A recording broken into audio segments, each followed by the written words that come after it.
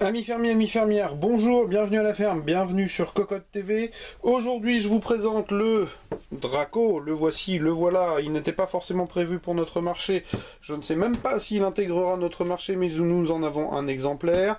Alors, comme je ne parle pas très bien le coréen, je ne sais pas si Ciao c'est le nom du casque ou une manière de nous dire bonjour, je ne peux pas vous le dire.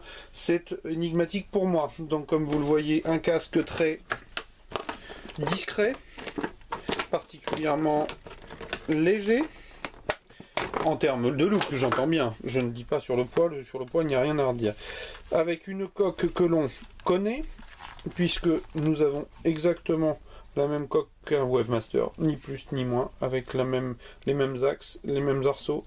Alors sur le dessus nous avons droit à du Sky avec une surpiqûre rouge très discrète. J'adore ce casque en réalité. À l'intérieur, sur la face intérieure, un espèce de tissu maillé rouge très discret aussi. Donc du plaqué or 24 carats. Les réglettes avec un bandeau plastique pour les réglages. C'est assez rigide, ça ne pose pas de problème je pense. Le petit L pour permettre de visualiser le côté sur lequel il faudra le mettre, R, le rappel TT eSport avec le dragon non rouge sur fond noir en soft touch, c'est magnifique. La coupelle pareil, plastique soft touch, la finition est vraiment sympathique, même si en regardant dans le détail on s'aperçoit quand même c'est pas si parfait que ça. Par exemple ici l'ajustement n'est pas particulièrement précis, idem de l'autre côté, ce qui a fait dire à madame que la dorure était presque partie. Donc non, c'est plus une question d'ajustement que de niveau de la dorure, c'est plutôt pas mal, mais ce n'est pas parfait. Alors des oreillettes recouvertes de cuir avec une toile acoustique au fond, voilà. De l'autre côté on retrouve le même dragon sur fond de noir soft touch. Dans une petite boîte pleine d'arabesques nous avions le bundle. Alors que trouve-t-on? On trouve les conditions de garantie, un sachet avec le câble tortille années 80 avec un 6 mm et demi, et je suppose, je vais le sortir pour vérifier, par acquis de conscience. Voilà. Alors je pousse. Voilà.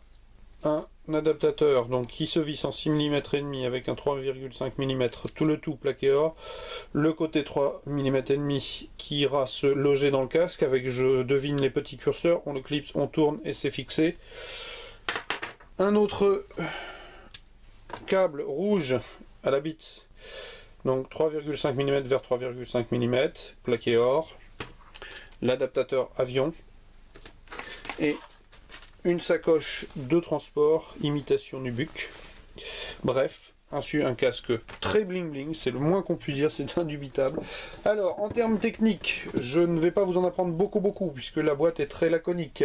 Nous avons donc des HP de 50 mm, mais ça on le savait, nous le savions depuis le C8.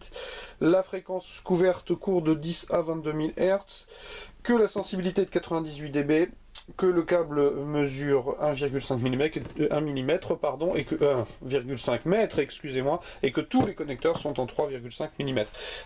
Je ne peux pas vous dire ce qu'il en est du son, puisque je ne l'ai pas encore branché, je vais aller le faire de ce bas. Tout ce que je peux vous dire, c'est que Mantidor l'a écouté, il n'a normalement pas complètement les oreilles moisies, donc il a dit, Mantidor, le maître, a dit le son est bon, donc je le crois. Je vais aller vous dire ça de suite, et je vous invite à venir lire le test écrit sur Cocotland pour voir la suite, et je vous dis à très bientôt. Au revoir.